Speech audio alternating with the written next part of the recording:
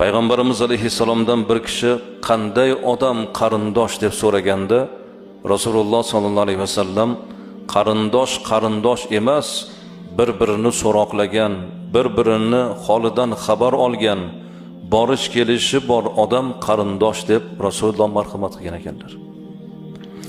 Hozir amakivachchalar, xolavachcha, tog'avachchalar unchalar qarindoshdek ko'rinmayapti.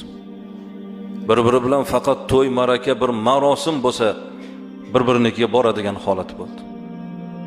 Nima deb o'ylaysizlar? Nima uchun shu qarindoshchilik rishasi bir oz sovugandek? Faqat to'y, maraka bir sabab bilan bir-birinikiga borish. Mana bir kichkinagina aqlim bilan o'ylashimcha, biz kattalar sababchi bo'layapmiz. Chunki bolalarimizni yubormayapmiz.